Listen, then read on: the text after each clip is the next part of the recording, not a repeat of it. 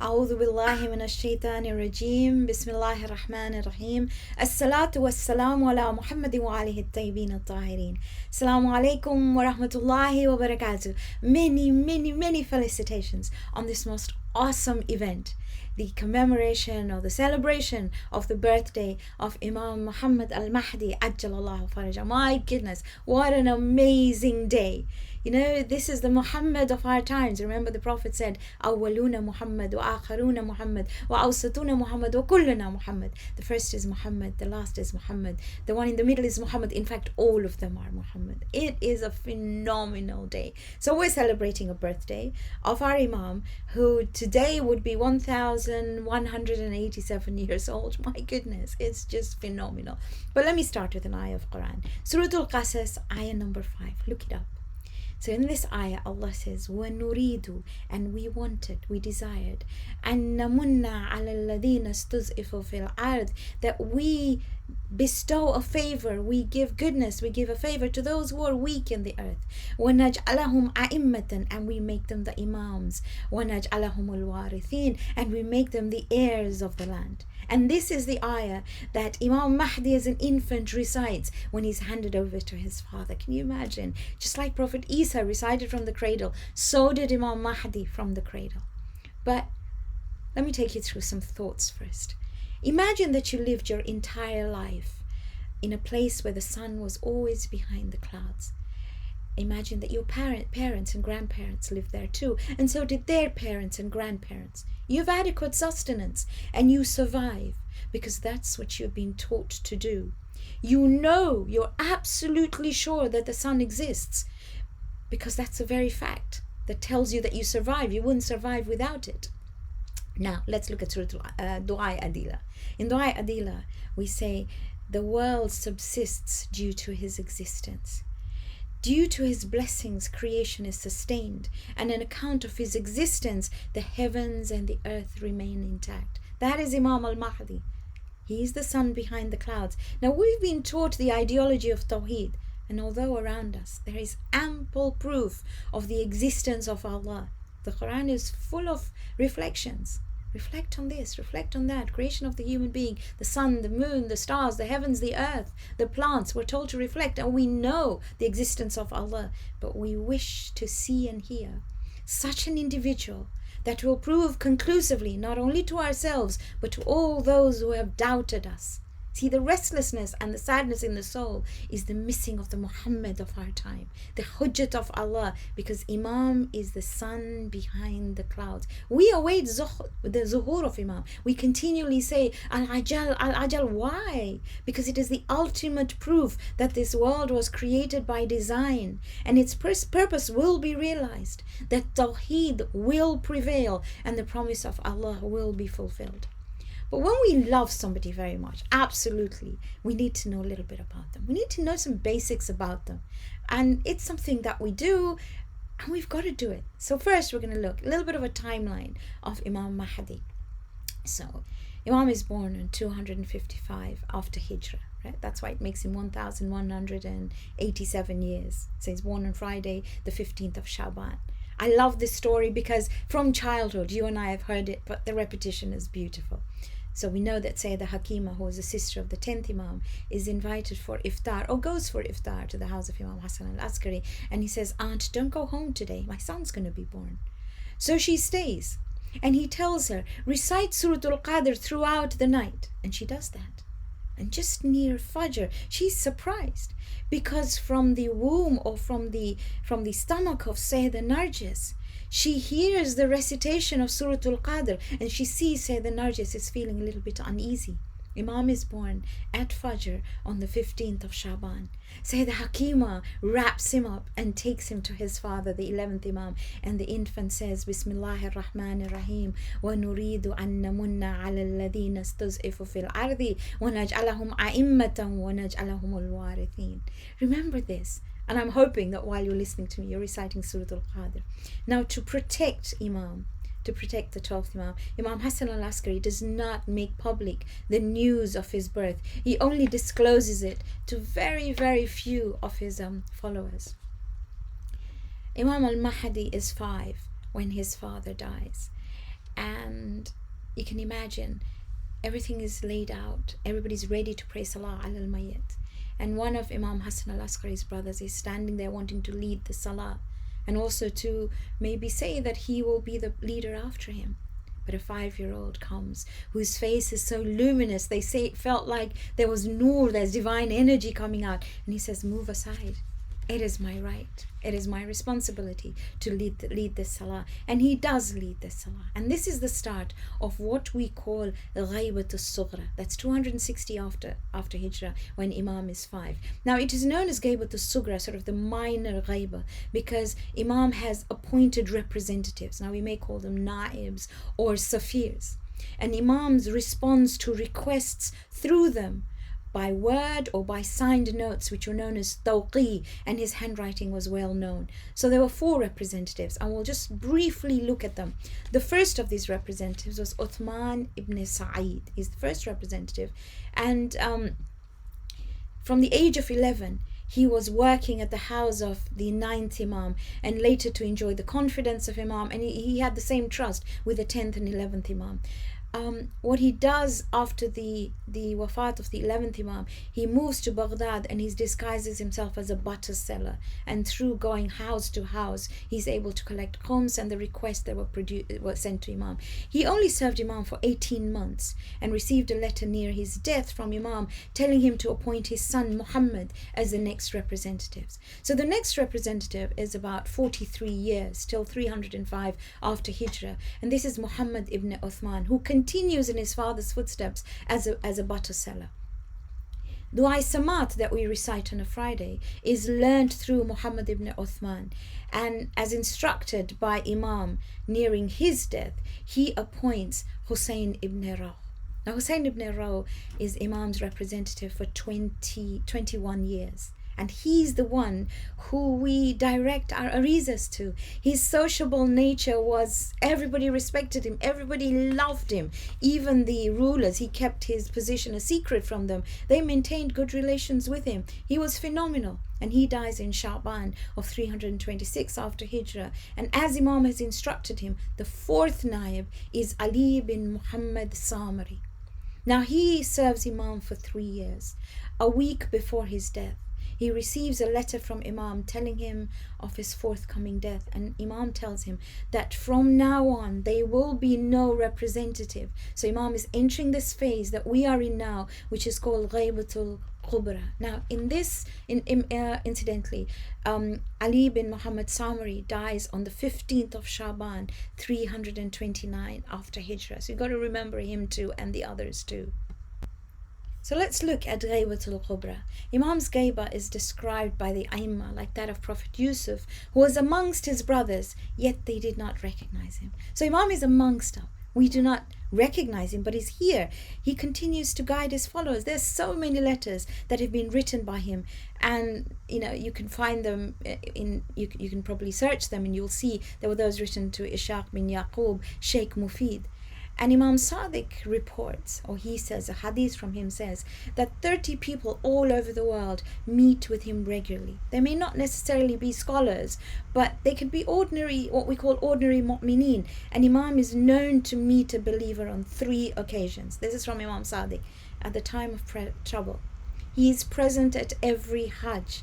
He attends the funeral of every believer. I mean, that is just phenomenal. It's awesome to be able to. I know when we went for Hajj, that's one thing you thought, I want to look out for him. Is he here? Where is he? You want to see him. And that's a constant thing in the mind, that we want to see him. So let's first look and see, what is ghayba? Ghayba is anything that is hidden or concealed, whether physical or divine. In Surah Hud, ayah 86, Allah says, Baqiyatullahi khayrul lakum in kuntum mu'mineen. That which remains with Allah is better for you if you believe. And He's known as Baqiyatullah. People see Him. He recognizes them. They do not recognize Him. So one thing we've got to remember, when we're lost or in distress, when our head is between swords, then he is there in ghaiba to call out to him, Ya Aba Sali al-Mahdi adrikni, to have this belief within us that he's definitely there. Why ghaiba? Why? Because they all wanted to kill him. This was something that they had planned centuries before, that they would kill he who would remain here. So he's in ghaiba because of that. He will not pledge allegiance to anyone but divinity. But more so, it is a test for us who are awaiting Imam. We're told in a hadith that the greatest of generations are the believers of Mahdi, one who believes without seeing him. And this is our generation. Now, there are many signs that we're given of his appearance. I'm only going to go through 2 of them because I want to talk about Zuhur. So we're told that a star will appear in the east, giving light just like the moon gives light. Then the new moon will bend until its 2 tips almost meet. My goodness, can you imagine? And a color will appear in the sky and spread to the horizons. I always look at the moon because this is something that's stuck in me. But this second one, a voice will be heard announcing the appearance of Imam from the sky in such a way that all the people will hear it in their own languages. And we can understand that now. But when this hadith was said, nobody could understand how that was possible. We're absolutely sure that this can be done now. But I'd like to talk about Zuhur. So what will happen? Close your eyes. Transport yourself to an era when there will be turmoil, there will be anarchy in the world, where there will be a true pronged attack on Islam. And it's not difficult to imagine that. There will be a man appearing righteous but ruthless within the Middle East. And this is the prophesied Sufyani, who from Palestine will attack and gain control over Syria, Palestine, Jordan. He will make Damascus his seat of power. His sites will be Iraq, Mecca and Medina. Then the second attack is from Dajjal. Dajjal actually means a deceiver or an imposter. Sayyid Muhammad Sadr in his book Tarikh al-Ghaybatul Kubra says it's probably a representation of an ideology which may be subscribed by many countries rather than a literal person, who will attempt to deceive the Muslim world in believing that their economies rely on him in order to destroy the Haramain, using Iraq as his foothold. All of this we can see. Baghdad will be occupied by an army from the west, and the city will be in a state of anarchy. There will be a power vacuum in Saudi Arabia. Human beings will have unprecedented power and opportunity through information technology, so much so that an announcement made anywhere in the world, just as I said here, will be heard by all in their own tongue and at that very, very instant. At the same time, an army from Iran under a descendant of Imam Hassan, known in hadith as Sayyid Hassani, will be mobilized to combat the attack on Islam, and the army will enter Iraq through Basra. Now, can you imagine this turmoil? We've been watching a series on television called Homeland, and my God, you can see it. 313 leaders. Incidentally, amongst them there are 50 women, will share spiritual knowledge with each other, empowering and unifying other individuals everywhere. Look what Imam Ali al-Islam says in Nahj al-Balagha. This is Sermon 149. He says, then a group of people will be sharpened, like the sharpening of the swords by the blacksmiths. Their sight will be brightened by revelation. The commentary of the Quran will be put in their ears, and they will be given drinks of wisdom morning and evening.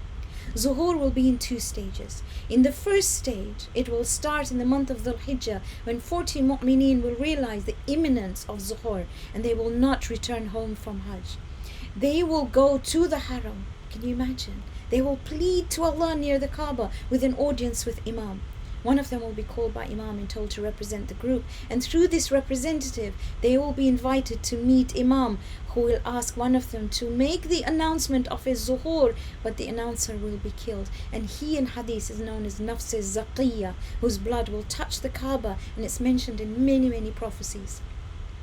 In the second stage, no more than 15 days later, with his back to the wall, wearing the attire of the Prophet, shaded by a cloud, on the day of Ashura, in an audio only known by Allah, Imam will address the world at dawn in an announcement which will be heard by every human being in his language, and he will say, Ya ayyuhal alam, O the inhabitants of the world, Baqiyatullahi khayrul lakum in kuntum mu'mineen. My goodness, this is the ayah I told you about. Surah Al-Hud, ayah 86, Surah Al-Hud. What remains with Allah is better for you if you are mu'mineen.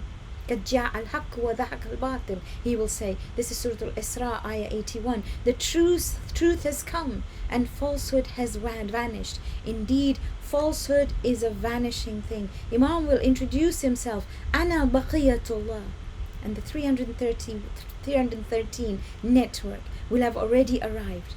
They will pledge their allegiance to him with a covenant of 26 conditions given by his ancestor Imam Ali alayhi salam to his soldiers. Absolutely amazing. I'll go very quickly through the covenant.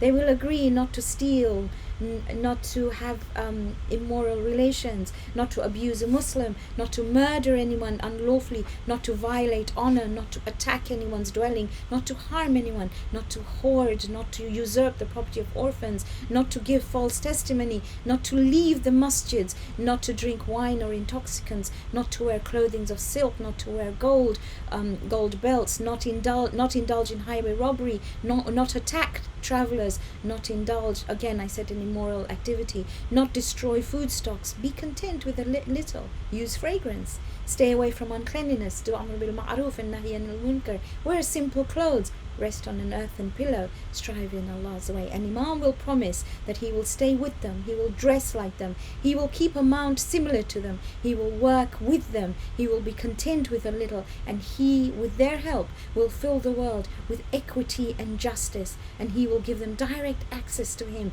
without an intermediate.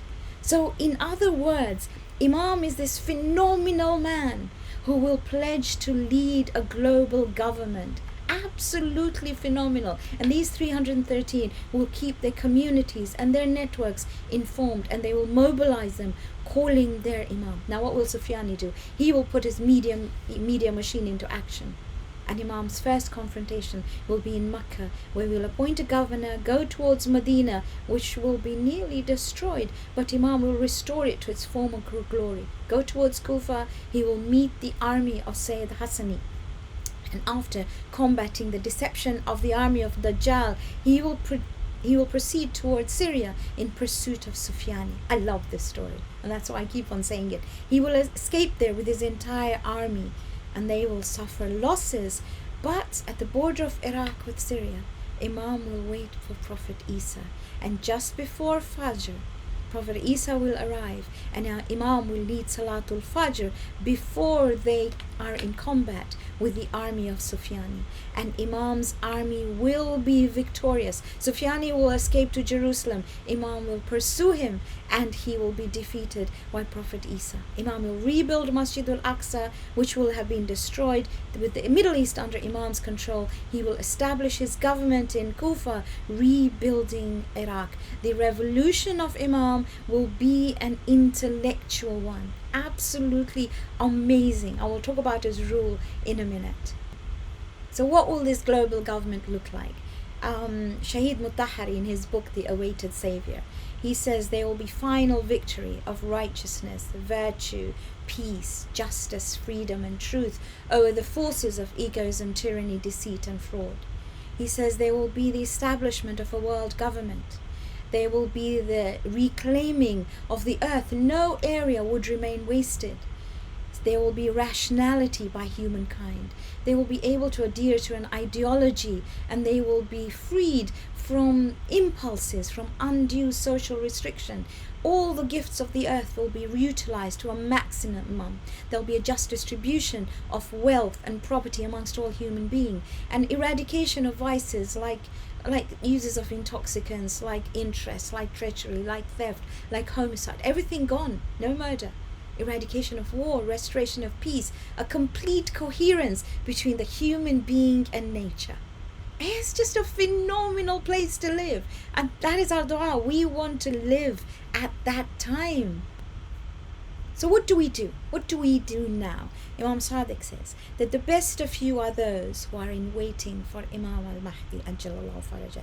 So by creating a community of righteous people, commonalities in humanity, Quran says, Ya ayyuhan nas, inna khalaqnakum min dhakarin wa untha, O human beings, we have created you from one man and one woman. وَجَعَلْنَاكُمْ شُعُوبًا وَقَبَائِلَ لِتَعَارَفُوا, and we've made you into tribes and communities so that you may recognize each other. Inna akramakum indallahi atkakum.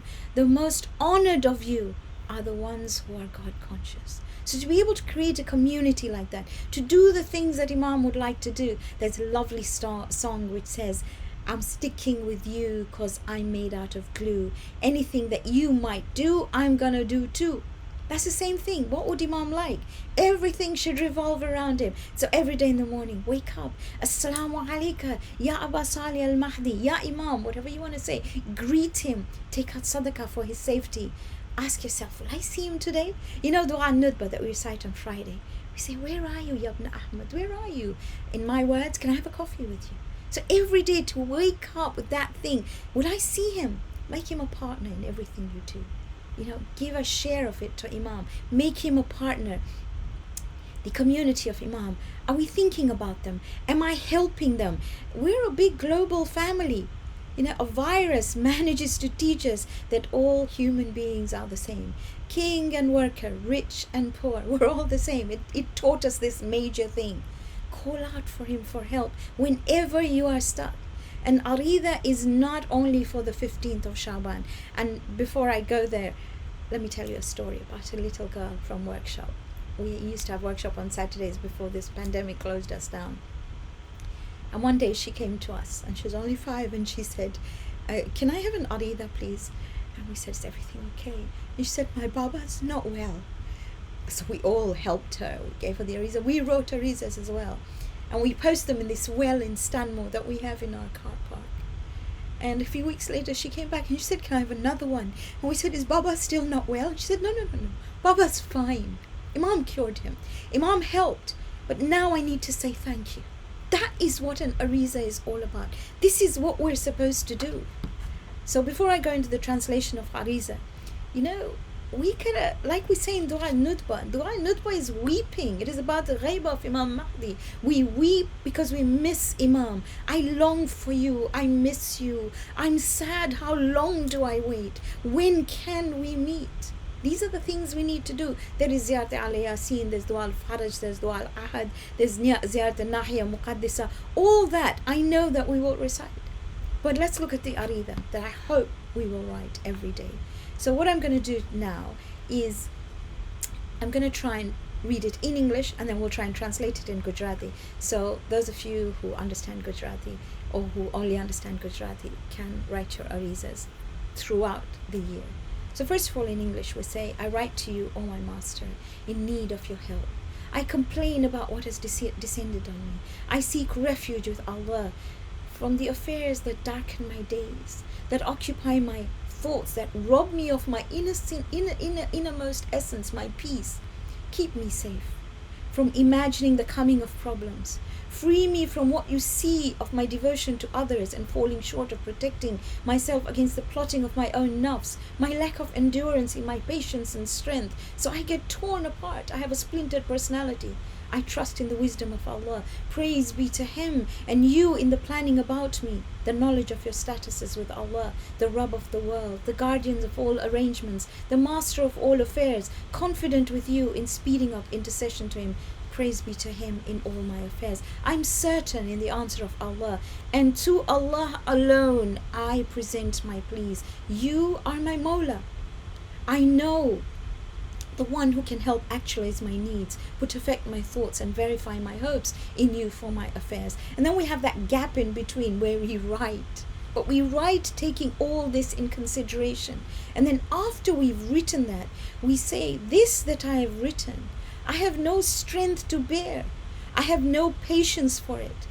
And if I deserve this difficulty in my life, and I'm weak because of my ugly deeds or have neglected my wajibat, I plead with you in helping me, O my Master.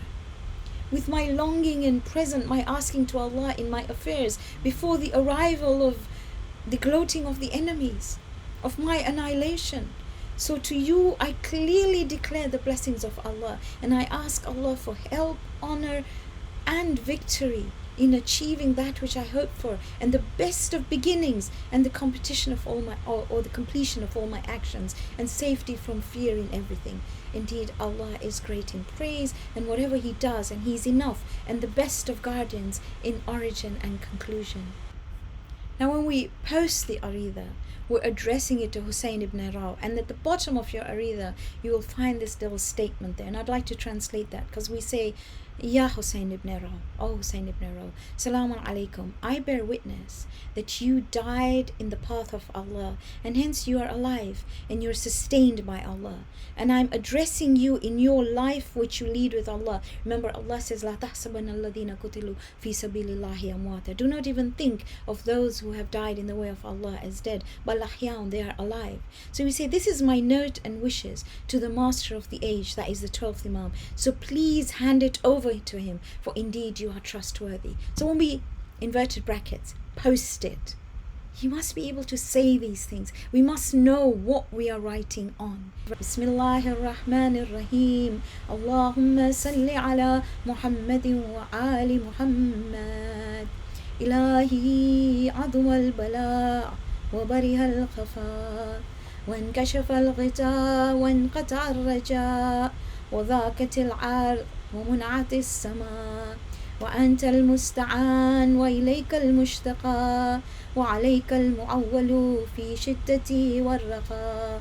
اللهم صل على محمد وآل محمد أولي الأمر الذين فرضت علينا طاعتهم وعرفتنا بذلك منزلتهم، ففرج عنا بحقهم فرجا عاجلا قريبا كلمح البصر.